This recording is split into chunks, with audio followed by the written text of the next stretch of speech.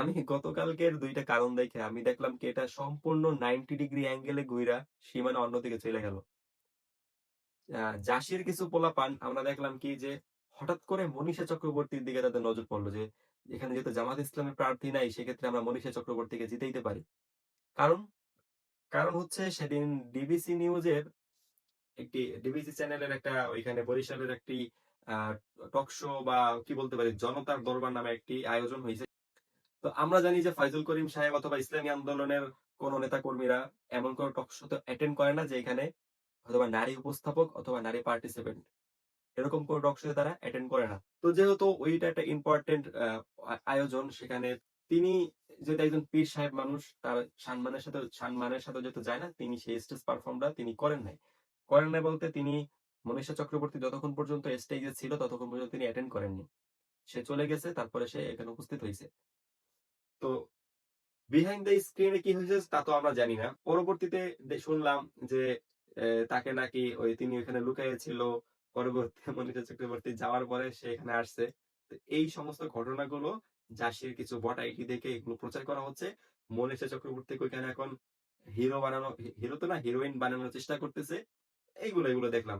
এগুলো যেহেতু মনীষা চক্রবর্তী একজন বামপন্থী সংগঠনের একজন সদস্য, বাসদের উনি হয়ে ইলেকশন করতেছে মই মার্কা নিয়ে। তো জামাত ইসলামী আমি চিন্তা করি যে শিবিরের পোলাপানগুলা এত নীচ যে যেই বামপন্থীদের কারণে তাদের এত নেতারা শহীদ হইল, সেই বামপন্থী সংগঠনের একজন নারীকে জিতাইতেছে, জিতানোর মাঠে নামতেছে কারণ কি?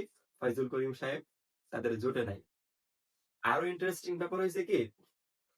তাদের ফয়জুল করিম সাহেবের বিরুদ্ধে তারা অভিযোগ আনতেছে, সে নাকি নারী বিদ্বেষী। সে নাকি নারীদের অধিকার হরণ করতেছে। ভাই সে একজন পীর সাহেব মানুষ।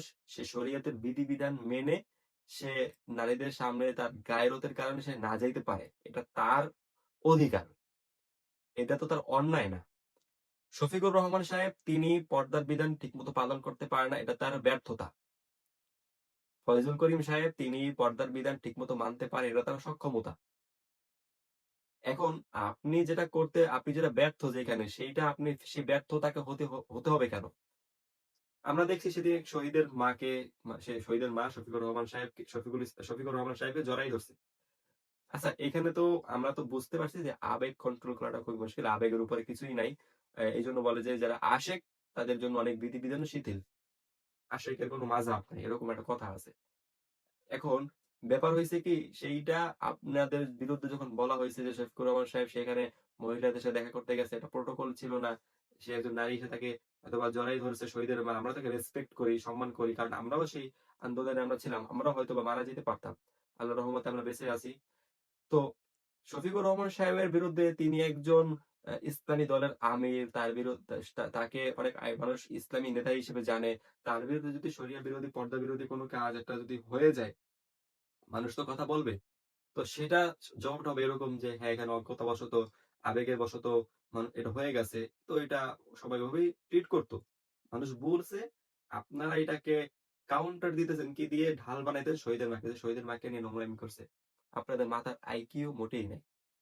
তো যাই হোক, ৫ বরিশাল ৫ আসন মুফতি ফয়জুল করিম সাহেবেরই আসন। এটা আশা করি আলহামদুলিল্লাহ এ পর্যন্ত যা দেখলাম মাঠ মুফতি ফয়জুল করিম সাহেবেরই হাতে আছে। ৬ আসনও আলহামদুলিল্লাহ তার ফিল্ড ভালো। ইনশাআল্লাহ মুফতি ফয়জুল করিম সাহেব ২ আসনেই জয়ী হয়ে আগামীতে সংসদে তিনি বক্তব্য রাখবেন এবং আগামীর জাতীয় নেতা হিসেবে তিনি ভূষিত হবেন।